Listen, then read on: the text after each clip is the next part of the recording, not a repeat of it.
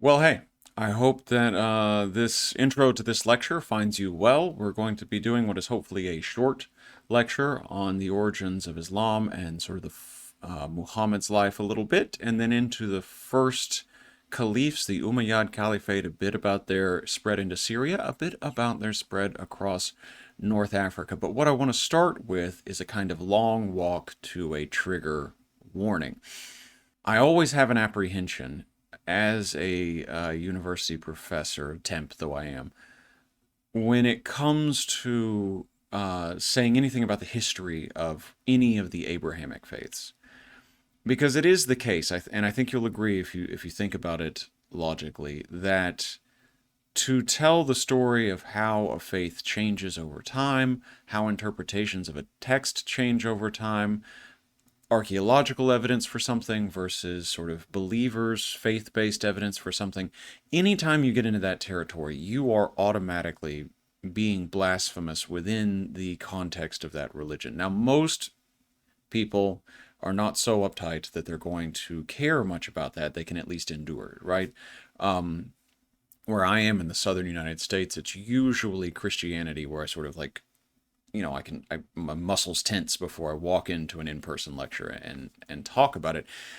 Now, despite this apprehension, no one's ever said anything to me ever. I've taught in 5 states for over a decade, and I've never had a student complain about anything I've had to say ever to anyone.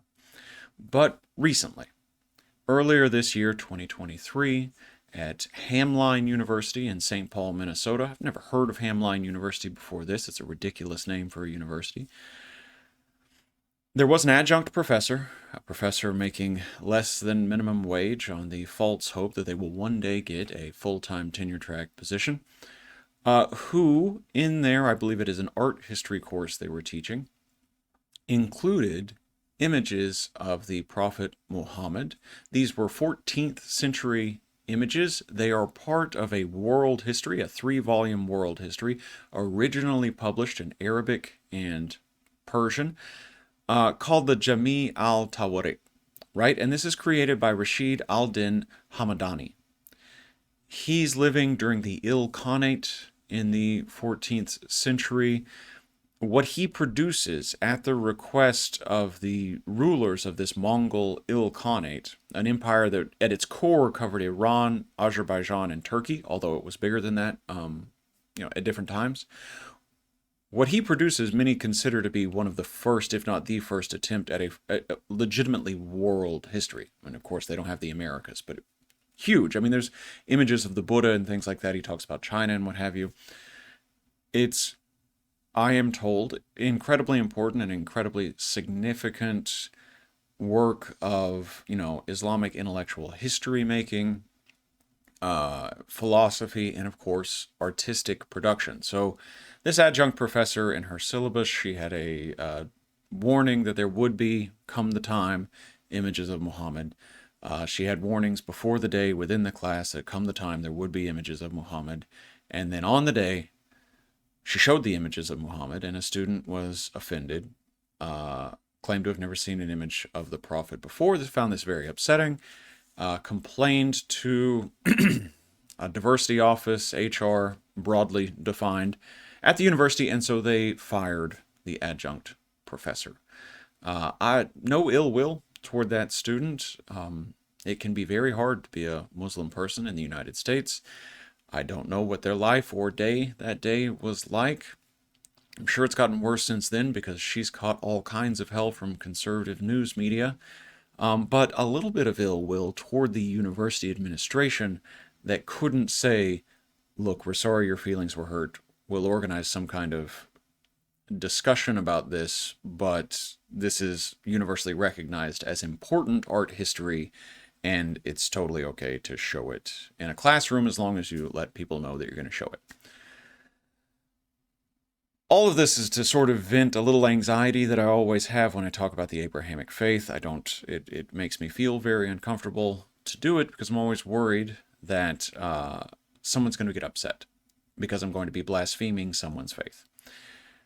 At the same time, if over a decade of teaching has taught me anything, it's that no student in a classroom cares enough to ever get offended.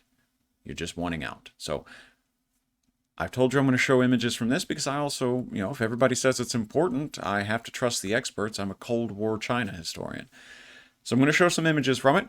If you don't want to see them, don't watch the video. And that's it. Other than that, I'll just rest on my laurels that most people don't care. And we'll get started. All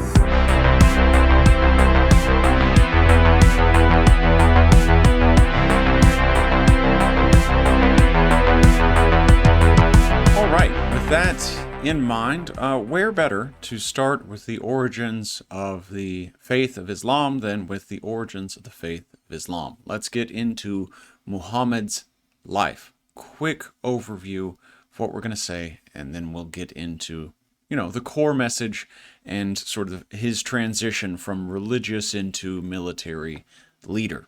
So Muhammad began preaching sometime around the year 613 and quickly developed a large community of newly faithful on the Arabian Peninsula by the time of his death around in 632.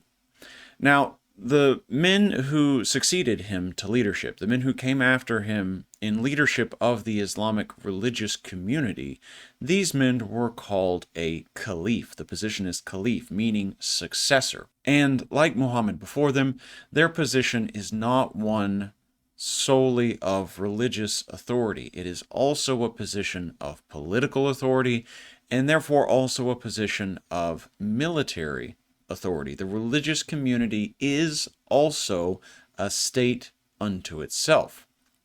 These caliphs who come after Muhammad, and this includes Muhammad himself, had both government power as well as access to a powerful army. And it will, as we see as we move through this lecture, quickly begin conquering surrounding regions, doing the work, like we've seen over and over and over again in these lectures, of building a new empire. The first four caliphs were chosen based on their connection to Muhammad. Both of them, some controversial, some not. All of them knew Muhammad during his lifetime. However, after 661, all caliphs end up being, for a period of about 100 years, from one clan alone, the Umayyads. So we're going to refer to this as the Umayyad dynasty. So from 661 to 650, that's what we're going to have on our hands. Muhammad himself was born to a merchant family around 570 in the city of Mecca, and the size of Mecca at the time of his birth is a matter of some debate among historians. It was, no matter how big it was, a trading community, far from other major urban centers, but whether or not it itself was an urban center is not a settled question. The big powers in this corner of the world around Muhammad's birth are going to be the Sassanians in what is basically Iran, the inheritors of the Persian Empire, and the Byzantines, our Eastern Roman Empire after the fall of the western half. And so the Arabian Peninsula, where Muhammad's life is going to play out, is on the southern edge of both of these empires, and is sort of on the periphery of these places as they are beginning to wane, as they're beginning to collapse. A new power will be rising on the Arabian Peninsula around what is today Saudi Arabia, Yemen, these kinds of places. And it's a landscape you will well know that is mostly desert with a few small oases, and these oases are going to be the sort of stopping stations for merchants who are moving between locations like Syria and Yemen and needing a place to refuel, needing a place to find water, trading as they go, making a little bit of money here, a little bit of money there. So if you control a little bit of water in the middle of a desert, you are going to be a pretty powerful, a pretty important place. And so that's how these sort of cities on the Arabian Peninsula are beginning to grow. This includes both Mecca, Muhammad's birthplace, as well as another city here that's going to be important to our story and important to the Islamic faith, Medina. The population in this region is divided roughly between urban residents and nomadic desert residents, the latter being called Bedouins. And so Bedouins are leading a life tending sheep, horses, as well as camels, And they are mostly socially organized around clans. The clan, the sort of family, large-scale family unit, that's going to be your most important sort of social grouping. And while people who are in the urban centers, your Mecca, your Medina, they're not living a nomadic lifestyle, and perhaps some of the more base needs for a clan organization have faded, they nonetheless are deeply influenced by clan organization, and clan continues to matter within these urban spaces. They're on the outskirts of the Byzantine Empire, as we said, the Sassanians, but they're also deeply connected to religious developments that have been happening in this corner of the world throughout the history we've been going through. That is, of course, is going to be religious developments in places like Palestine and Syria. And what are they? My God, they're going to be Judaism and Christianity. So there's a deep influence, a large spread of these faiths throughout this area before our story begins. It's important to note, before the spread of Islam that is about to begin, all residents of the Arabian Peninsula also worshipped, in addition to whatever Judaism or Christianity they might have incorporated into their religious daily practices, they also worship protective deities. It's a polytheistic place among especially the Bedouin peoples, and these deities, they're going to reside in different kinds of holy places. They're going to reside in specific trees or groups of trees. They might reside, in the case of the Kaaba, in a particularly unique rock, or a rock in other examples with a particularly unique shape. This is not strange. This is, it's not been so long since we talked about Southeast Asia and the sort of worship of Pi in, say, Lao spaces. Local ghosts of this land or this tree or that rock or something like that is everywhere, right? Jayavarman II of the Angkor dynasty used these kinds of spirits as he was spreading both Hindu and Buddhist ideas. So this kind of animism's a bit of a dirty word now, but that kind of spirit worship, that kind of nature-based polytheism should be nothing new to you. So Muhammad has essentially three phases to his life. First is merchant, then he becomes prophet, and then he becomes general, while also staying prophet in that phase. It's not until he's in his 40s that Muhammad makes the first of these transitions. He has an experience where he says he sees a series of visions that he interprets as the angel Gabriel bringing a message to him that he should call on all peoples to submit or surrender to God. Now, this early Muslim concept of God, of course, considerably overlaps with the concept of monotheism, in the surrounding faiths of Judaism and Christianity. And Muhammad is interpreted as the last messenger, the last prophet in a long line that includes people like Noah, Moses, Jesus, and then, of course, Muhammad himself. Muhammad is the final messenger, the last one, right? There is no God but Allah just means there is no God but God. By the reckoning of most historians of the region of this time, the Islamic faith begins sometime in the 610s, simply because there's no reference to Islam or surrender or anything like that as it is used after Muhammad before that date. And the earliest believers were Muhammad's family members themselves, Khadija, his wife, and his cousin, raised from childhood to adulthood, Ali. And Ali is going to be very important in just a few slides in a major split within the community of believers. Now, like all of our religious faiths that have come up after a sort of initial indigenous kind of spirit worship, this faith is going to develop within an already existing religious context, and that religious context is going to be Bedouin society. So we're going to have certain attitudes toward gender relations, certain attitudes toward nature and things like that, that Islam is going to have to address, to reform, to absorb these kinds of things. And so in the already existing Bedouin society, it's fairly patriarchal from the jump. Men were charged with protecting the honor of both their wives and their daughters. And so as Islam moves in and sort of absorbs these people into its new faith, it absorbs this kind of patriarchy in with it. Women often in this faith are going to be subordinate to men.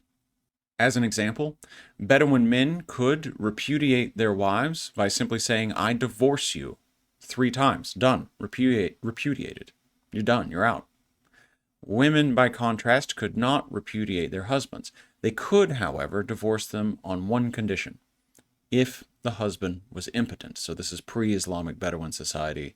There is that one right. If you're not able to produce an heir, then in this world, well, what are you? Anyway, you can be discarded. Muhammad recognized the traditional place of men within this society, but it's important to also note some reforms that he introduces here. For example, in Islamic law, men are allowed multiple wives, which is a Bedouin practice. However, Muhammad comes in and he limits the number of multiple wives one man can hold to 4.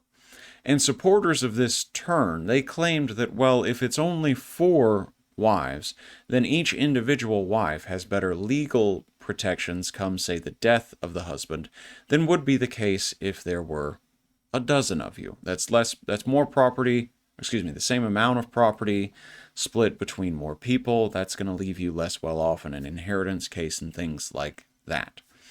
Muhammad also banned the Bedouin practice of female infanticide, so no more killing little baby girls for the crime of being a little baby girl, another really important and significant reform. But he did instruct women that they were to veil themselves if they were doing something like hosting a guest. So gender equality, no, but important reforms to Bedouin society nonetheless.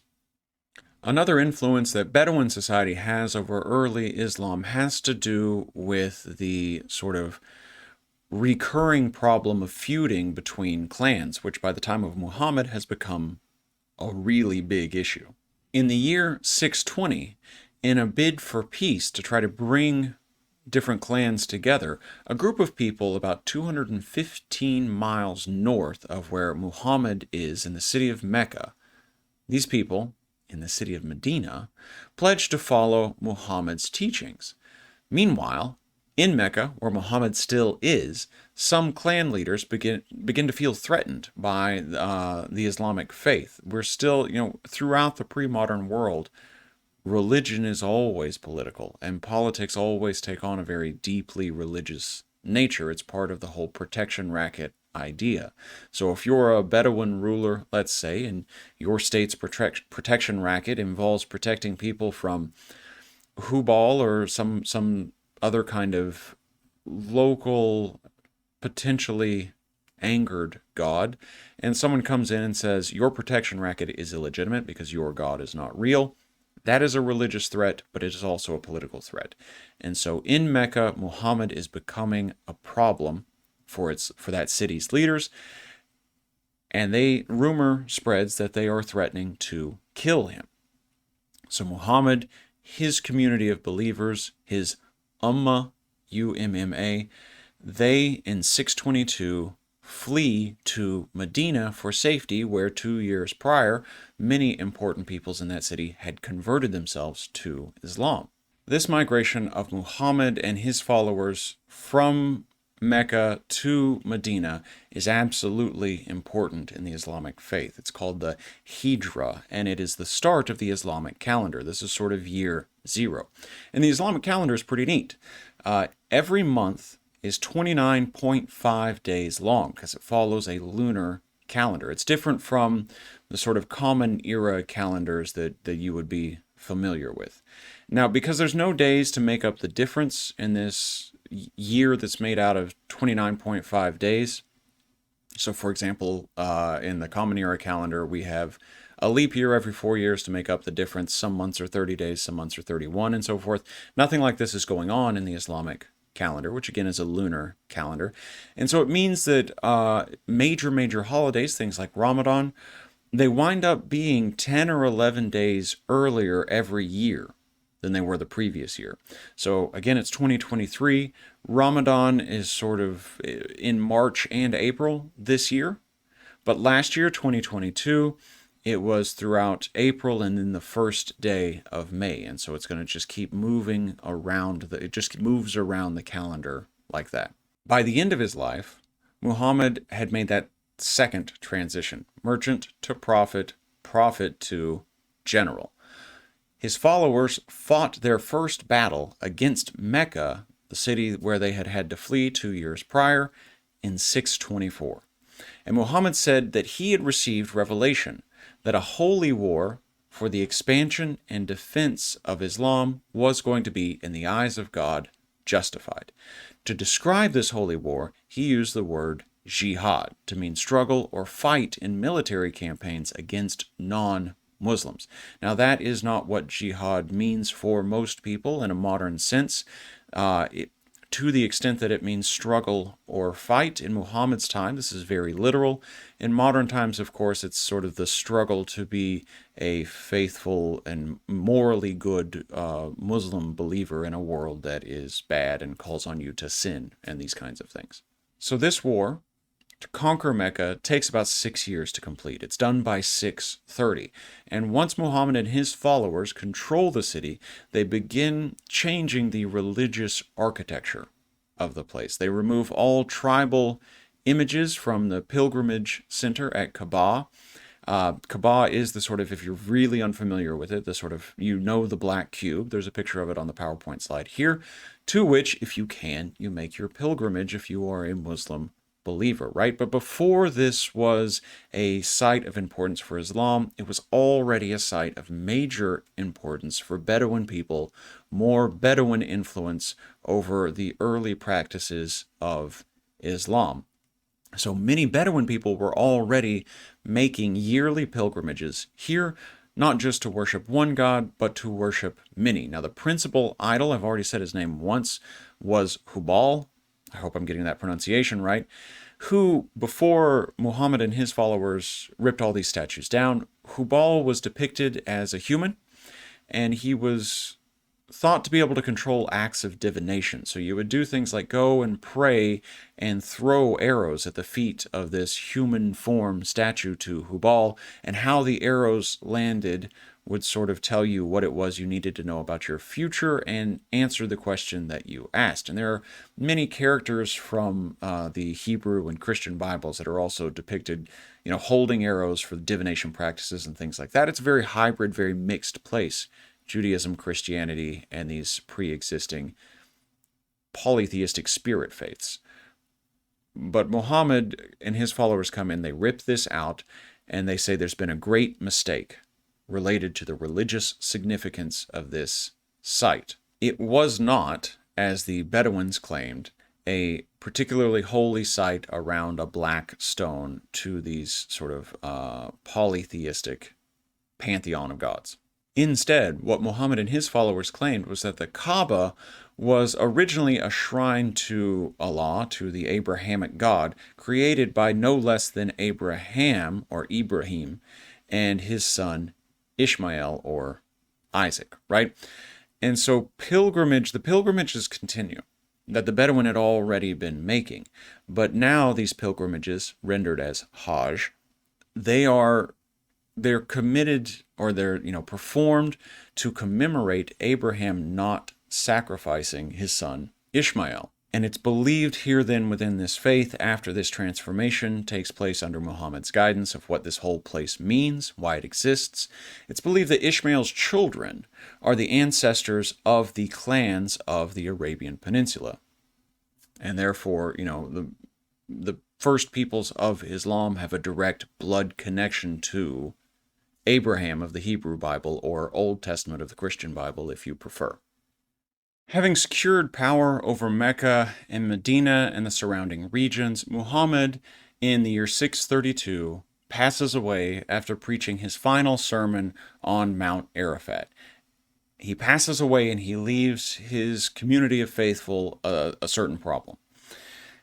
He leaves behind no male heirs. He only has 4 daughters, and this, like so many other pre-modern societies that we've looked at, is a patriarchy, and you're not going to let one of these 4 daughters rule. So clan leaders have to choose among them who will be the successor, the caliph, to Muhammad. And the first caliph, then, is a man named Abu Bakr. He is father to Muhammad's second wife, so a sort of father-in-law figure. Makes sense that he would be chosen. There's a deep familial tie there, right? And he led based on what he remembered about Muhammad's teachings. He was, by the time he picks up the sort of throne, as it were, of the Islamic community, he is both a religious leader, a political leader, a head of state, as well as a military leader.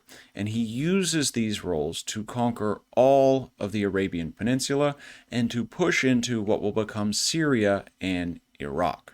Now, the next caliph, Umar ibn al-Khattab, who reigns from 586 to 644, he is the father to Muhammad's third wife. So for the first two caliphs, we have a sort of direct marriage connection, knew him in lifestyle relationship to Muhammad.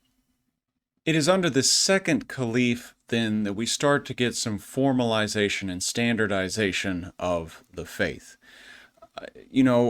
Umar is spending time after Friday prayers deciding on this, that, and the other cases because he's also, of course, a judge. As political leader, he has to decide on civil matters, on criminal matters, and things like this. It's not simply an infrastructural policy job. He also has to be the judiciary. To deal with the fact that the empire is growing, to deal with the fact that there's ever more that the state is called upon to do, Umar sets up a new position, Qadi, Qadi. Essentially, he creates a position for jurists. Now, in later Islamic history, this is going to become, the sort of center of intellectual production in terms of philosophy and history and things like this. Qadi are going to be very fascinating people to watch as time goes on. But what the Qadi's job is to do at the very beginning of this sort of new faith, this new power in the world, is to listen to both parties, again, often after Friday prayers at a local mosque, and to decide for our caliph who is in the right, who is in the wrong, what punishment should be, and these sorts of things, based on the laws set forth by Muhammad in his teachings. Okay, but how do we continue to know what those teachings are? This is also the time when we get the formalization, the compilation of these teachings in the form of the Quran. So the Quran is compiled during this second caliph by a group of Muslims, after, obviously, Muhammad's death, claiming to be a compilation of Muhammad's teachings, and with the claim that it is actually the direct word of God as revealed by Muhammad. So not different than any other claim in any other stripe of Abrahamic faith. It's the direct word of God coming through a sort of human vessel. But the Quran is not the only holy text. There's a sort of number 2 holy text, second to the Quran, but important nonetheless, called the Hadith, which is testimonies of Muhammad's speech and actions by his friends. And here it's fairly important, and there's an interesting story we can get from Umar that he tells from the Hadith, from which we can draw the 5 pillars of the Islamic faith. The story goes like this. Umar ibn al-Khattab reported, "One day, while we were sitting with the messenger of God, may God bless and preserve him, there came upon us a man whose clothes were exceedingly white, and whose hair was exceedingly black. No dust of travel could be seen upon him, and none of us knew him. He sat down in front of the Prophet, may God bless and preserve him, rested his knees against the Prophet's knees, and placed his palms on the Prophet's thighs.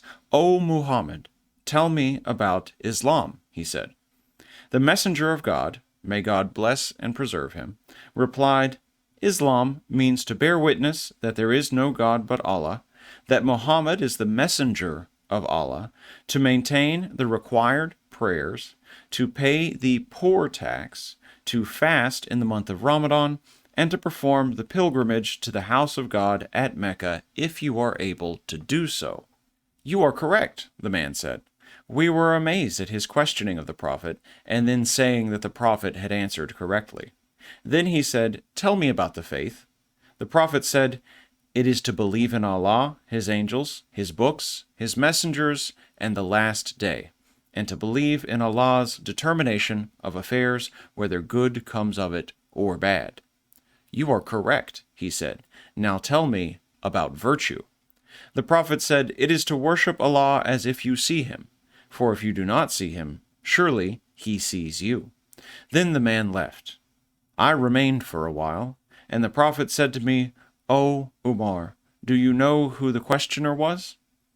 "Allah and his messenger know best," I replied. He said, "It was the angel Gabriel who came to you to teach you your religion." So that's a kind of two birds, one stone approach. We have a flavor of what the Hadith is like. We have a flavor of the kind of claims that people who knew Muhammad during his lifetime made. And we have, of course, perhaps more important in understanding the faith, the five pillars of Islam. The first you will know well, right? You will know it in the idiom of "there is no God but Allah and Muhammad is his prophet." We have to pray 5 times a day in the direction of Mecca.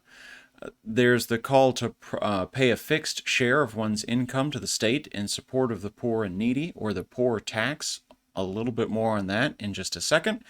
Fourth, to refrain from eating, drinking, and sexual activity during daytime hours of the month of Ramadan, which is 10 or 11 days earlier every year.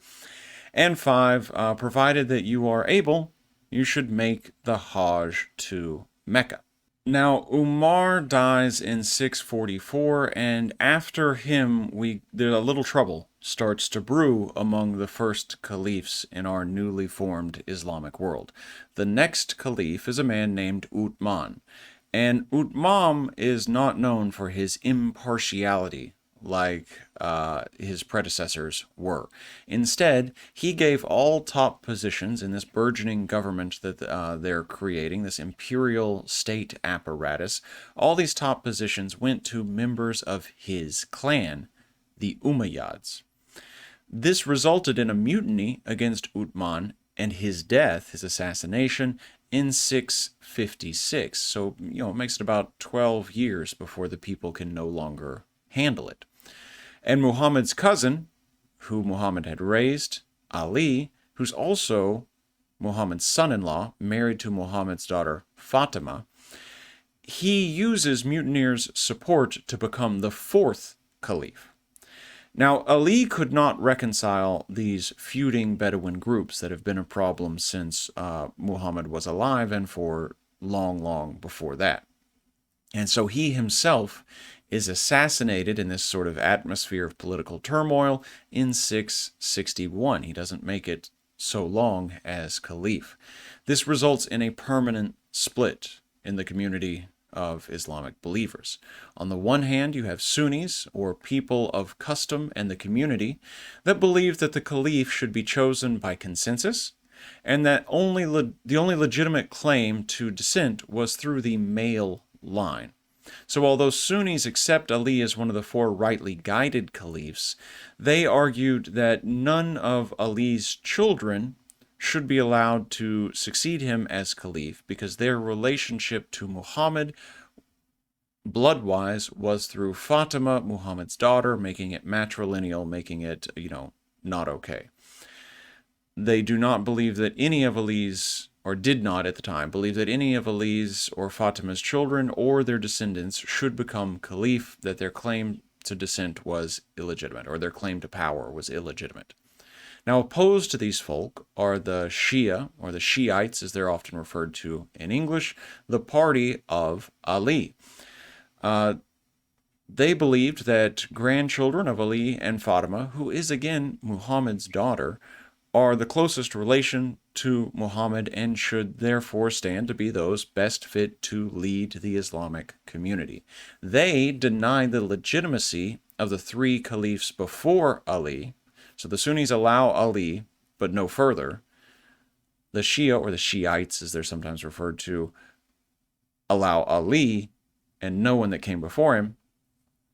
They instead push then for this, whatever bloodline we can get to Muhammad, that's the one we should have. And this creates a fault line that exists even to today. Despite this turmoil at the top, the early Muslim armies were incredibly powerful, and they began to spread into the territories held by now weakened Byzantine and Sasanian empires. And they attacked these places, they gained new ground by sending infantry in first. So you would send people in on foot. They would have bows, they would have arrows, they would be using crossbows. And this infantry, their job when they faced an oncoming army was to break the front lines. Once broken, a mounted cavalry would then move in and attack, wiping that army off the map. The first stage of conquest saw troops seizing, as they gained new property, new places, they would seize all movable property. So not homes, but a vase, a table, that money, that kind of thing, precious items. And they would give 20% to their commander as a zakat, or purification. And then the remaining 80% would be handed out between the troops themselves. So we're not to a totally professional standing army yet in these early days. This is that sort of conquest through commission model. When you win, you get paid, that sort of thing. Once a region was pacified, it took about a generation, but a regional governor would establish a tax system. You can't just pay yourself through pillage alone. You have to establish your tax system, your revenue streams, and things like that. It was the same tax system for everyone, whether you're conquered or you're part of an older part of the community. It's the same tax system for everyone if you converted to Islam. So Islam teaches that everyone is equal in the eyes of God. So as long as you were a believer in the faith, no matter when you convert, you're a believer in the faith, you are equal to older Islamic believers, people born into the religion, and that sort of thing. All believers paid two types of taxes. First, there was a land tax. It would have been about 10% of the annual harvest from your property. And a zakat, or a property tax. What we saw when we were in the pillaging mode, what we saw, that 20% given to the military leaders. This zakat, this property tax, was often used to help the needy and becomes the poor tax we saw mentioned in the 5 pillars of Islam. So you have to pay your zakat. That's part of, a core part of the faith. Now, non-Muslims who are ruled over by Muslim leaders do not pay the zakat. Instead, they pay a heavier tax called a head tax, set at a higher rate than any of the combined taxes paid by Muslim people. So there's a sort of immediate economic impetus to conversion. You can save a little bit of money on your taxes if you go ahead and profess, there is no God but Allah and Muhammad is his prophet. Start living by the 5 pillars. You can save a little bit of money. And if people then were like people now, you'll do anything to save on your taxes. This is a good impetus for conversion. The early caliphs, this early Islamic community, they grow to control the entire Arabian Peninsula by 634, and from there they expand quickly. They control Egypt by 642, Libya to Central Asia by 650, and in 650 they also destroy the Sasanian Empire, so things are getting big really fast. And they have to think about, how are we going to organize these people? We've already seen that they separate believers from non-believers in their tax system. This is going to inform everything about how they think about these people legally. So conquered people fell into 3 groups. The first group, of course, was converts to Islam. Save a little bit on your taxes, a little bit better legal status. There's good reason to do it. The second group were called protected subjects, and these were people who continued to maintain either their Christian or their Jewish faith, but because they're what are referred to as peoples of the book, because they believe in, part 1 and part 2 of the Islamic faith, just not part 3, not the Quran, they just haven't quite made the final step, so they are worth holding on to. The lowest status in this society they're quickly expanding to control, that's reserved for people who don't adhere to any Abrahamic faith whatsoever. There is one exception here. Zoroastrians, who have a sort of connection to these faiths, but their God is not exactly the Abrahamic God. There are so many of them, they have to be brought in, so they eventually get protected subjects status as well. At the top of this society, we're getting some changes in terms of who should lead. After Ali's assassination in 661, a caliph comes in named Muawiyah. Now, he is from the Umayyad clan, as Uthman was, and so it is he that establishes the Umayyad dynasty. There's a brief upset. In 680, Ali's son Hussein attempts to take power and become caliph, but is defeated by Muawiyah's son. And because Muawiyah's grasp of power, and because his son is able to defend it, and no one who serves as caliph until 750 is not part of the Umayyad clan, this then becomes, this 100-ish years, the Umayyad dynasty. Under the Umayyads, some significant changes take place.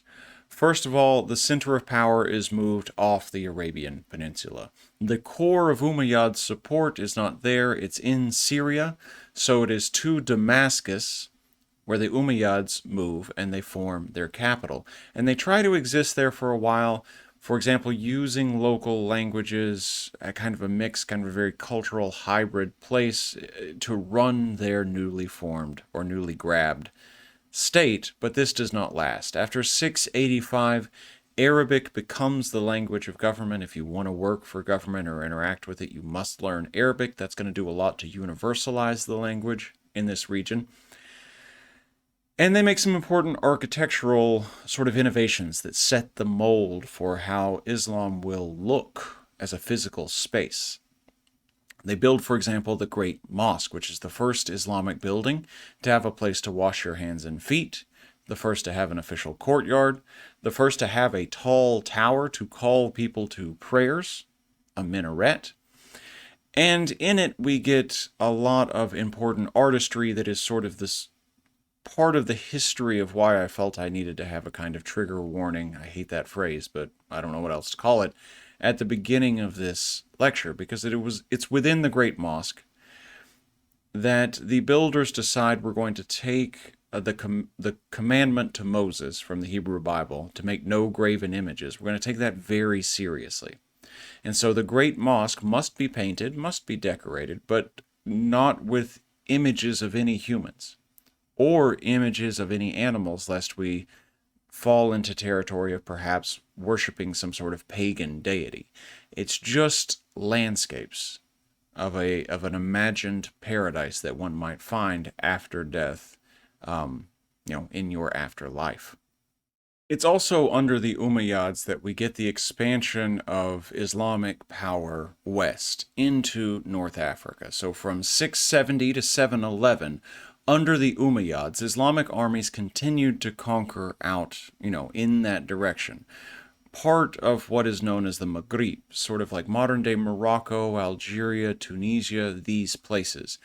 These armies also succeed in crossing the Strait of Gibraltar, making it into Spain and bringing parts of what will become Spain under Islamic control. With the spread of these armies, we're also getting the spread of Arabic culture, and of course, my goodness, Islam is taking root as these armies move. And Islam sort of moves from urban centers, these are the first to convert, the first to build mosques and that sort of thing, slowly out into the countryside. As this takes place, places like Egypt, where the first organized Christian institutions, monasteries, and things like that were openly formed in world history, Christians find themselves rapidly becoming a minority and are a minority solidly by the 10th century, the 900s. By the 12th century, Arabic had even replaced Egyptian and Berber languages as the dominant language in the Maghrib. So this is a very significant change that they're bringing to this place. They're universalizing certain elements, linguistic, religious elements, of North Africa, the Arabian Peninsula, the Eastern Mediterranean, all under Islamic faith and Arabic as a language. And it's part of that Islamic faith, the Hajj, the fifth pillar, the call to make a pilgrimage if one can, that really winds up binding this place together. So it's not just military conquest, but after conversion, one must make the pilgrimage if one can. One must see this world. One must communicate with this world, move through it. You can imagine If all these people are moving, you're going to get tons of merchants, you're going to get tons of rulers moving through to make high-profile pilgrimages and things like that. It's going to go a very long way to building a community that very shortly from now is going to become, in this section of the world, the center of scientific advance, philosophical advance, that sort of thing. And that's it. We've brought our last world religion into play. We've brought our last sort of civilization onto the board. We can see them now as we move forward, interact with powers that eventually emerge in Europe, see them interact with in a very threatening way. The Byzantines, see them interact with South Asia, see them bring the powers, the peoples of sub-Saharan Africa into the rest of the world through trade networks. It's going to be an exciting road that these people walk, but that is for another time. I'm done for now. See you in the next one.